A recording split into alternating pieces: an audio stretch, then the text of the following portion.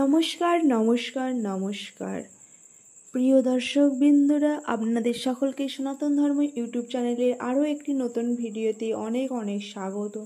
আজকে আলোচনা করব 2025 সালে 24শে আগস্ট তথা 7ই ভাদ্র এই দিনটি এস নামে জাতকাদের কেমন কাটতে চলেছে, কি ভাগ্যের পরিবর্তন ঘটতে চলেছে, ভাগ্যফল কি বলছে, এই সমস্ত নিয়ে আজকের এই ভিডিওটি। তো চলুন বেশি দেরি না করে ভিডিওর মূল পর্বে যাওয়া যাক। ভিডিও শুরু করার ফার্স্টে আপনাদের কাছে আমার একটাই অনুরোধ রইল, ভিডিওটি লাস্ট পর্যন্ত দেখবেন এবং ভিডিওটি দেখে যদি ভালো লেগে থাকে লাইক শেয়ার সাবস্ক্রাইব করে দেবেন, যাতে পরবর্তী ভিডিও বা নিত্য নতুন ভিডিও সর্বপ্রথম আপনার কাছে পৌঁছাতে পারে। তো চলুন ভিডিওটি শুরু করা যাক। আমি আগের ভিডিওতেই বলেছিলাম এস নামে জাতক জাতিকাদের ক্ষেত্রে পজিটিভ সময়ের শুভ সূচনা হয়ে গেছে। তো আপনারা অবশ্যই একটু ভরসা রাখুন, আপনাদের যেই সমস্ত কাজ আটকে আছে সেই সমস্ত কাজগুলি খুব শীঘ্রই সফল হবে এবং নতুন নতুন পথ আপনাদের সামনে উন্মোচিত হবে। কারণ আমি এই জন্যই বলেছিলাম যে এখন এস নামে জাতক জাতিকাদের ক্ষেত্রে এই সময়টি অত্যন্ত শুভকর। যদি আপনার মনে হয় যে আমি নির্দিষ্ট কোনো কিছু বিষয়ের উপর বলবো বা আপনার কোন বিষয়টি বেশি সমস্যা হচ্ছে যে আমি বলছি আপনি সেটি ফল পাচ্ছেন না, অবশ্যই কমেন্ট করে জানাবেন। আমি সমস্যার সমাধানের যথেষ্ট চেষ্টা করব এবং আমি সেই নির্দিষ্ট বিষয়টির উপর ভিডিও বানানোর চেষ্টা করব। যেহেতু কোনো কাজ সঠিকভাবে সফল হচ্ছে না বলে আপনি হয়তো হতাশ হয়ে থাকবেন, সেই কারণে 2025 সালের 24শে আগস্ট তথা 7ই ভাদ্র রবিবার দিনের শুরুটা অতটাও ভালো যাবে না, আপনার মেজাজ ভালো থাকবে না, এর দ্বারা আপনার দিনটি শুরু হতে পারে। সেটি কারণ তো আমি বলেই দিলাম।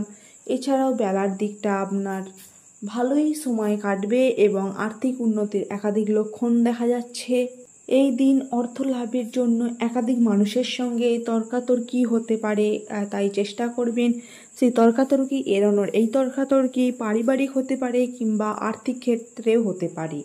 সেই কারণে আমি সবসময় আপনাকে এটাই সাজেস্ট করব যে তর্কাতর্কি এড়িয়ে যাবেন, তা বলে যে একদমই এড়িয়ে যাবেন তা না, যথেষ্ট সহজ সরলভাবে উত্তর দিয়ে সেই স্থান ত্যাগ করবেন যাতে তর্কাতর্কি বেশি মাত্রায় এগিয়ে যেতে না পারে।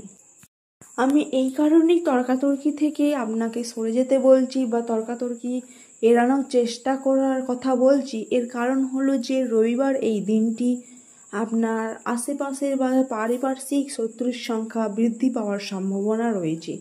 এই তর্কাতর্কি বললাম আপনার পারিবারিক হতে পারে কিংবা প্রতিবেশী কিংবা কোনো বিশেষ সম্পর্কের উপরও হতে পারে।